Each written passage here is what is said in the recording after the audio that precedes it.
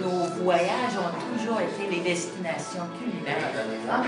Ah oui, oui, il y a des gens qui voyagent pour faire de la plongée, pour faire autre chose. On a quelqu'un qui travaille avec nous, c'est un maniaque du coco. Alors, mais nous, c'est la bouffe.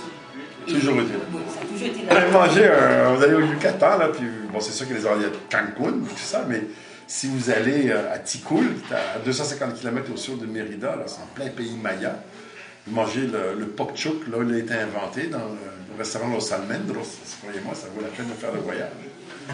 Parce que le pokchuk, c'est des escalopes de porc très très minces, marinées dans du jus d'orange amer avec de l'ail, grillées et servies avec une salsa de habanero.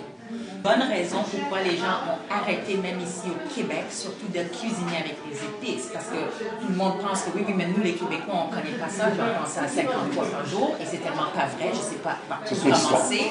Non, c'est ça. Ça, c'est une autre histoire. Mais moi, je suis convaincue que la raison pourquoi les Québécois ont sauté une génération de cuisiner avec les épices, c'est justement à cause de ces fraudes-là. Parce que quand on sent le petit pot ou le petit sachet en plastique de 1,95 $, et là, ça sent rien. Et quand on met ça dans notre nourriture, ça goûte rien.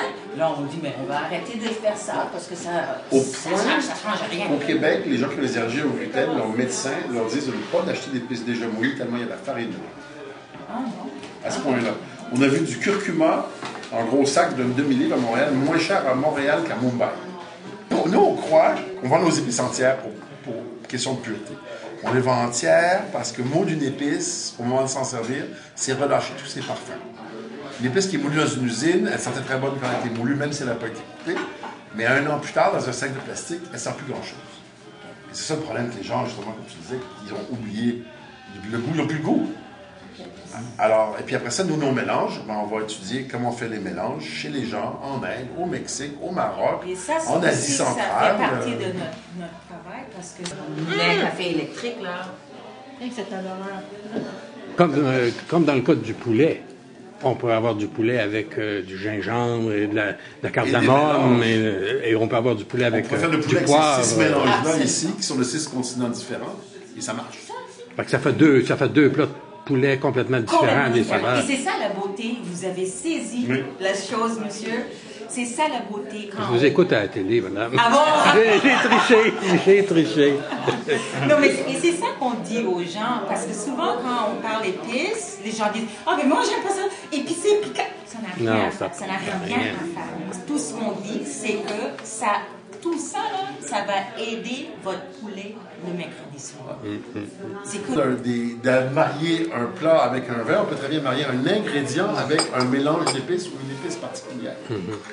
Parce que si ça marche bien sur la viande hachée en Turquie, ils vont mettre des pignons, des raisins, ils vont mettre de l'agneau, ils vont mettre une sauce au yogourt, c'est pas du tout québécois. Mais si vous faites la même recette avec un mijoté de poulet pois chiche ou des brochettes de bœuf, ça se marie très bien. C'est là alors le livre, ici, on parle des premières recettes très classiques dans le respect de la tradition du pays.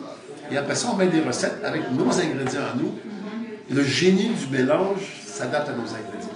Le goût et la saveur. Le goût, il y en a 6, les goûts, on sent que ça langue.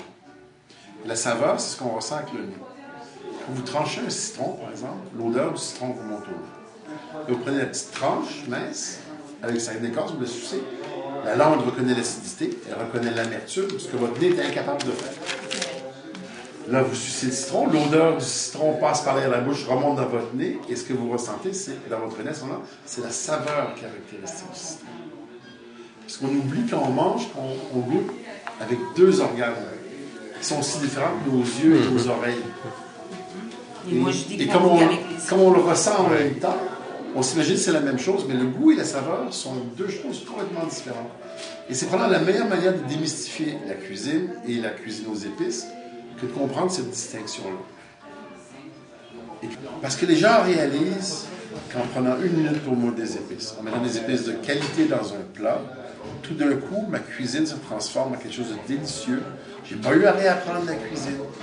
J'ai juste eu à moudre 50 sous ou 75 sous d'épices, puis tout d'un coup, ma cuisine de tous les jours, elle est transformée, et chaque jour, elle goûte différent, et elle est bonne pour moi, Et c'est simple, j'ai rien eu à réapprendre, juste à faire confiance à mon nez. Et même, je peux aller et retrouver mes racines, parce que quand on voit les anciennes recettes québécoises où il y avait beaucoup d'épices, merci beaucoup, alors ça vaut la peine.